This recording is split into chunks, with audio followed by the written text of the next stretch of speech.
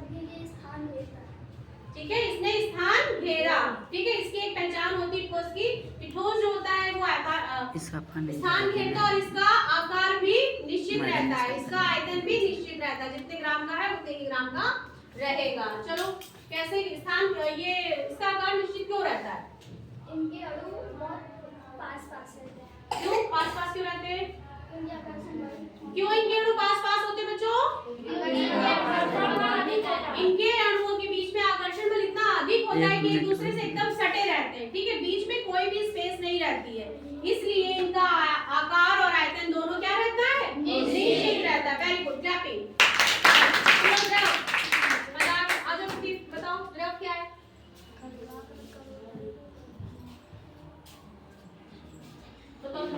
इनका आयतन निश्चित रहता है, आकार निश्चित नहीं रहता। इनका आकार निश्चित नहीं रहता। आप बताओ आप यार कैसे इनका आकार निश्चित नहीं रहता? क्योंकि मैं ये इनका आकार निश्चित नहीं रहता, पर अगर हम इसको इसमें डाल देते हैं तो इसका आकार आयतन निश्चित है, पर मैम इसका आकार बदलता रहता है। हम जिस बर्तन में इसको डालते हैं उसी का आकार ले लेता है। अगर हमने इसको इसमें डाल दिया, इसका आकार ग्लास के जैसा हो गया। हमने इसको फ्लास्क में डाल दिया, क्या है फ्लास्क? क्या है? अगर हमने इसमें डाल दिया तो इसमें हो गया। अगर हम कटोरी में डाल देंगे तो ये कटोरी का आकार ले लेगा। इसका आकार निश्चित नहीं होता है। Very good. इसका आकार निश्चित क्यों नहीं होता? बताओ जरा, बताओ। क्योंकि अणु इसमें अणु कम होते हैं। कब होते हैं? इसके अणु दूर होते हैं। क्यों दूर होते हैं? क्योंकि मैम इनमें आकर्षण बल कम होता है। इनके अणुओं के मध्य में लगने वाला आकर्षण बल जो होता है वो ठोस की अपेक्षा क्या होता है? कम।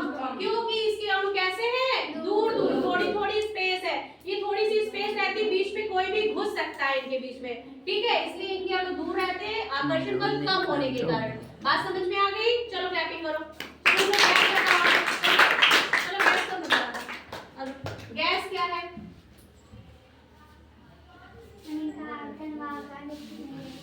Very good.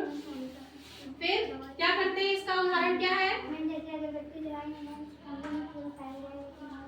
इसका आकार आयतन निश्चित नहीं रहता। जैसे अगरबत्ती है, अगर हम इसको जला देंगे तो क्या होगा? इसकी महक पूरे कमरे में फैलेगी कि नहीं? कि सिर्फ यही रह जाएगी? इसको अगर हम जला देंगे तो क्या होगा? इसकी महक थोड़ी देर बाद महकेगी। ठीक है, पूरे कमरे में इसकी महक फैल जाएगी ना? इसका मतलब क्यों ऐसा क्यों होता है? क्योंकि इसके अणु बहुत दूर होते हैं। बताओ जरा इसका। इनमें सबसे कम आकर्षण बल होता है। सबसे ज्यादा आकर्षण बल ठोस में होता है, उससे कम द्रव में होता है, उससे कम गैस में होता है। गैस के अणु क्या होते हैं? सबसे दूर होते हैं। जैसे गैस सिलेंडर हम लोग घरों में यूज करते हैं, जब काम करते हैं अगर सिलेंडर खुला रह जाता है तो पूरी महक फैल जाती है कि नहीं? सेंट हम लोग लगा के जाते हैं, परफ्यूम जाते हैं शादी ब्याह में, बढ़िया सा परफ्यूम डाल के जाते हैं। अगर बगल से निकल जाए तो उसकी महक आती है कि नहीं? इसका मतलब है कि उसके अणु बहुत दूर होते हैं और बहुत